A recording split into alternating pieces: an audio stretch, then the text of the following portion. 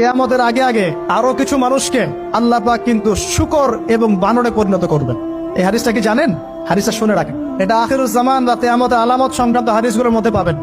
আল্লাহ রাসূল সাল্লাল্লাহু আলাইহি ওয়াসাল্লাম বলেছেন, কিয়ামতের আগে আগে আমার উম্মতের মধ্যে, ভালো করে শোনেন, কিয়ামতের আগে আগে আমার উম্মতের মধ্যে একদল মানুষ বের হবে যারা মদ পানকে হালাল মনে করবে। কাকে? মদ পান করাকে হালাল মনে করবে। যারা বাদ্যযন্ত্র, গায়িকা, নায়িকা এগুলো নিয়ে নর্তকী নাচাবে রাতের বেলা, এগুলোকে হালাল মনে করবে।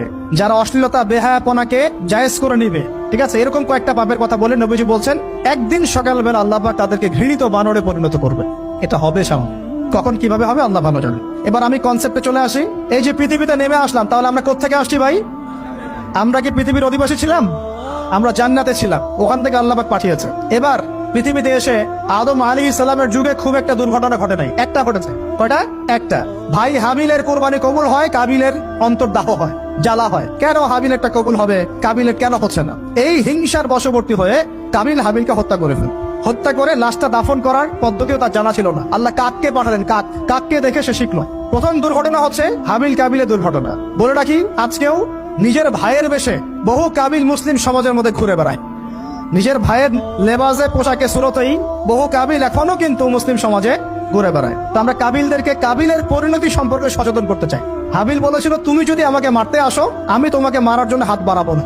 হাবিল জান্নাতে যাবে আর কাবিল জাহান্নামে যাবে। কেন কাবিল জাহান্নামে যাবে? নবীজি বলেছেন, পৃথিবীর প্রথম হত্যাকাণ্ড সংগঠিত করেছে কাবিল।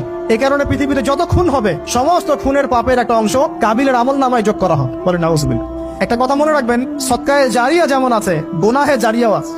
একটা মদের দোকান দিয়েছেন, যত মানুষ মদ খাচ্ছে, সমস্ত গোনার একটা অংশ আপনার কাঁধে আসছে। সিনেমা হল করেছেন, মানুষ সারাদিন নেকটা ছবি দেখে, নগ্ন ছবি দেখে, যত মানুষ এখানে পাপ করবে, সমস্ত পাপের একটা অংশ আপনার কাঁধে যাবে। আবার একটা মাদ্রাসা করেছেন, যত মানুষ এখানে দ্বীনি ইলম শিখবে, এই নেকির একটা অংশ আপনি পাবেন ইনশাআল্লাহ। মরে গেলেও কবরে পাবেন ইনশাআল্লাহ। আল্লাহ পাক আমাদের সবাইকে সদকায়ে জারিয়া করার তৌফিক দেন, গোনাহে জারিয়া থেকে বাঁচিয়ে রাখুন। খুব খেয়াল রাখবেন, আল্লাহ পাক আমাদের হেফাজত করুন বলি আমিন। এবার ওই যুগ শেষ, নূহ আলাইহিস সালামের যুগ। এই যুগে আল্লাহর একই সুন্নাত, নূহ আলাইহিস সালাম 950 বছর দাওয়াত দিলেন, 40টা বা 80টা পরিবার ইসলাম কবুল করেছে, বাকিরা করে নাই। যারা করে নাই আল্লাহ পাক তাদেরকে ডুবিয়ে মারলেন, যারা করেছে আল্লাহ পাক উদ্ধার করলেন। সোজা কথা।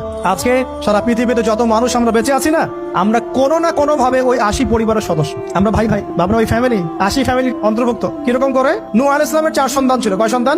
এক সন্তানের নাম হচ্ছে হাম। কি নাম? হাম। হাম ছিল একটু কালো বর্ণের।